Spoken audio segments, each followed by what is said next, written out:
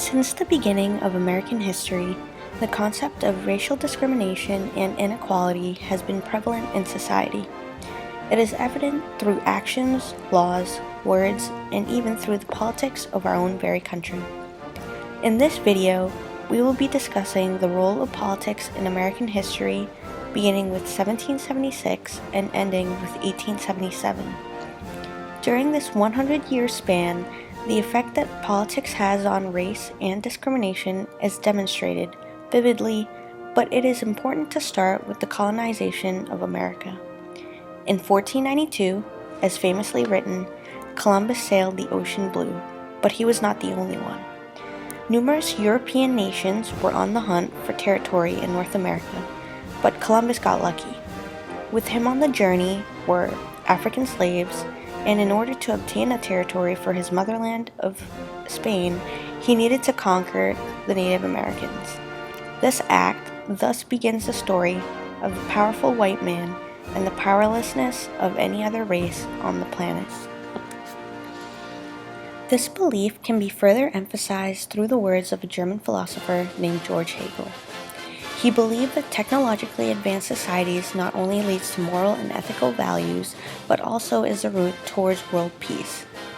This belief by Hegel echoes the idea that in order to be advanced in the world, which thus leads to power and a higher ranking on the social hierarchy, one must strive to be like the Europeans. Columbus, being from Europe himself, allowed him and the entire country of Spain and surrounding countries to be successful in European colonization within the New World. Furthermore, Hegel is not the only philosopher who believed in the idea of a social hierarchy in which those who are not advanced in some aspect are not superior in contrast to those who do. Ancient Greek philosopher Aristotle believed that those who are the best and highest ends of society have the right and duty to be the lawmakers of that society.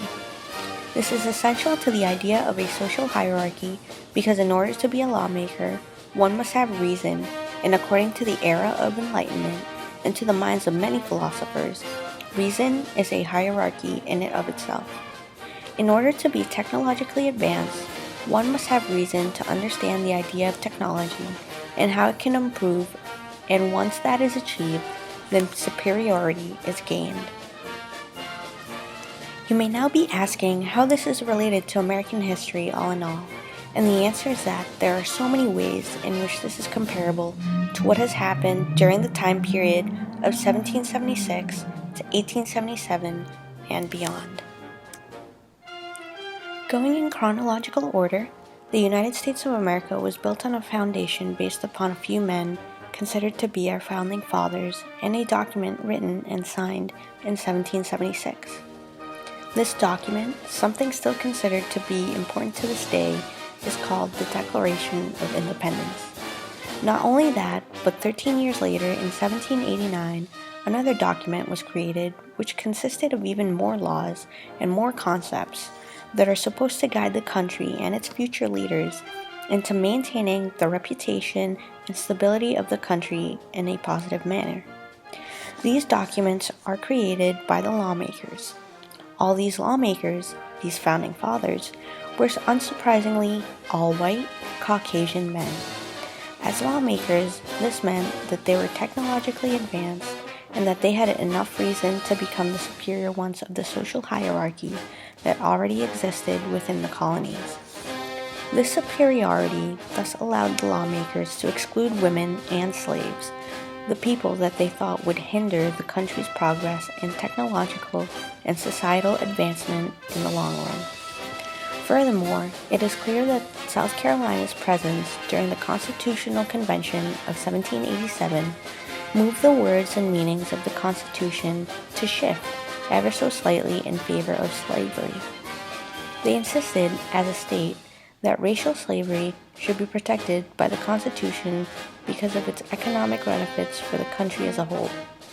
For this reason, it is believed that the Constitution is vague in order to hint at the possibility of support for racism and slavery in spite of its societal consequences in order to gain economically.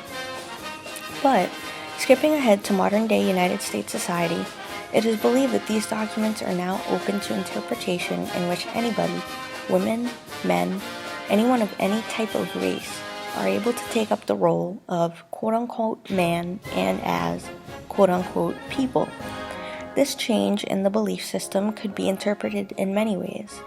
One way is that the idea of democracy, the political system in which this country was primarily based off of, has evolved over its 200 plus years of existence.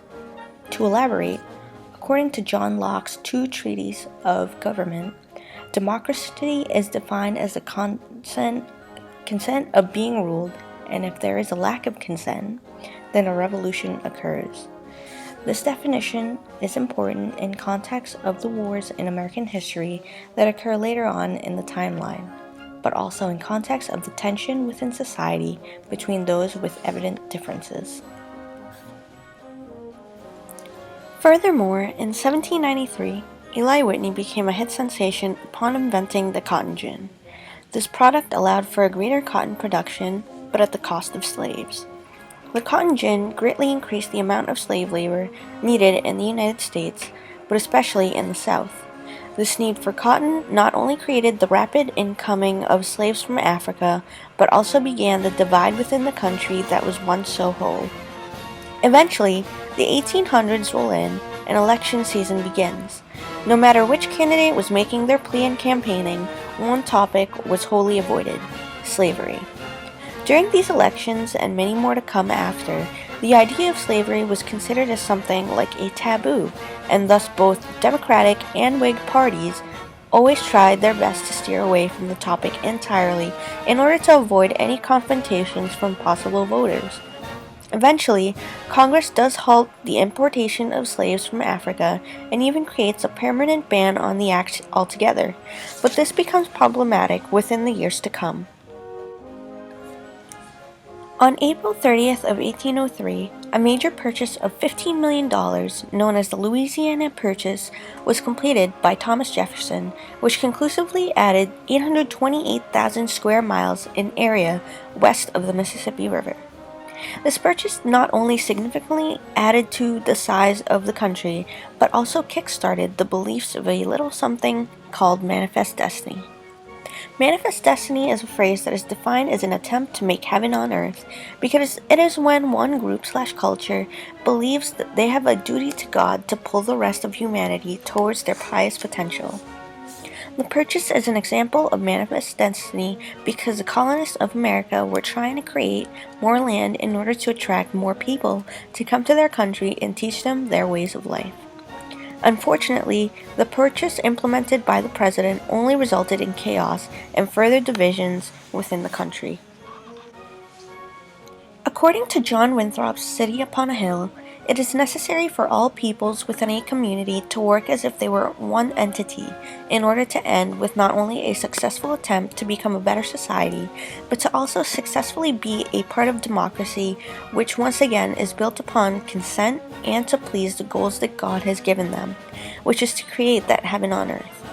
For these reasons, Manifest Destiny is in full action during this time period, but like stated before, this attempt of creating a city upon a hill is unsuccessful in many ways.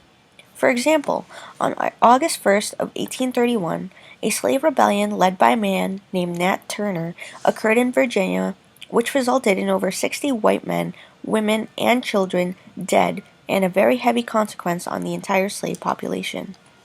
They were punished through the beginning of enforced slave codes, limited black movement, and prohibition of any slave from learning how to read.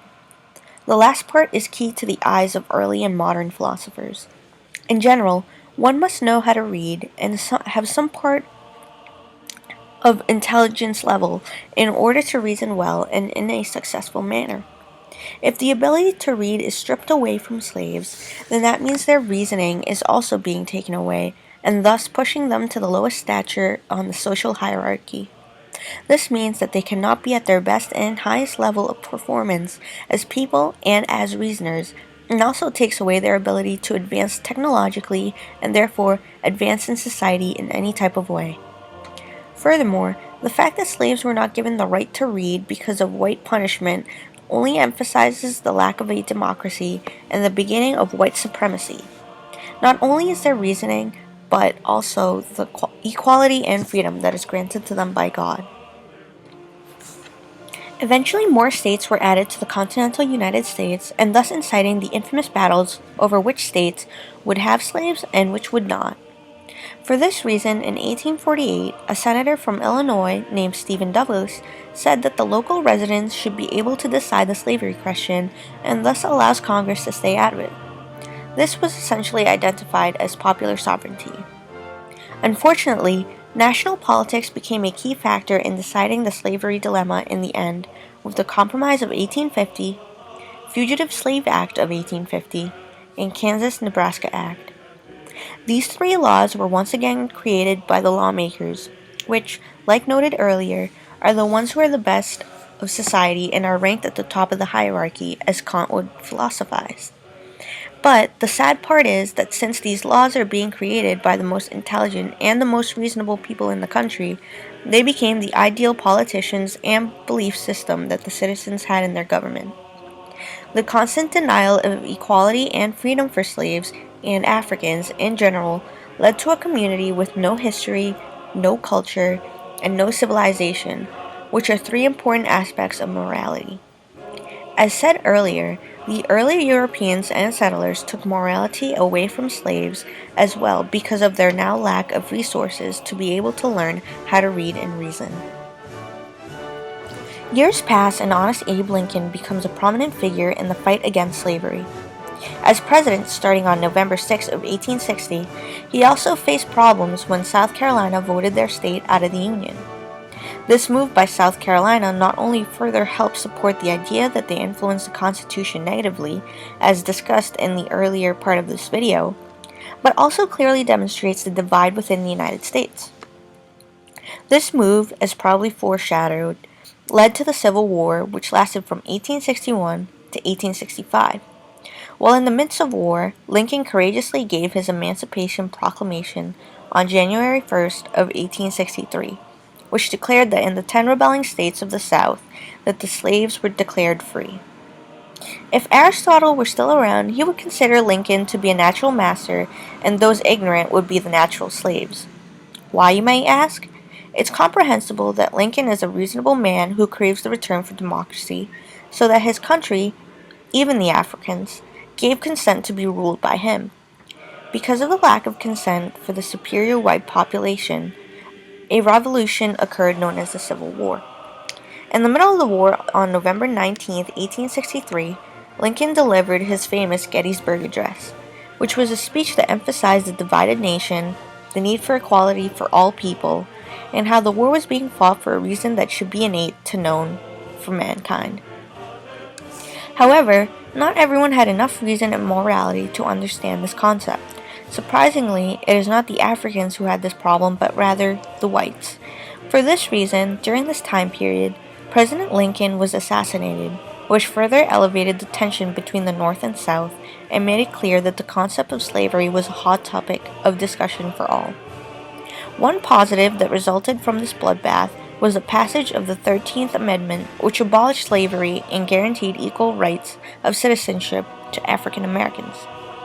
All in all, the philosophies of the past and present are able to help us as a society to find out the causes and effects of race and discrimination based on the history of the United States of America. The result of the first 100 plus years of American history helps to emphasize the divide between whites and blacks in order to retrieve not only power, but also to degrade others in order to feel superior. It is unfortunate, but it is definitely true. If only they knew that they knew not.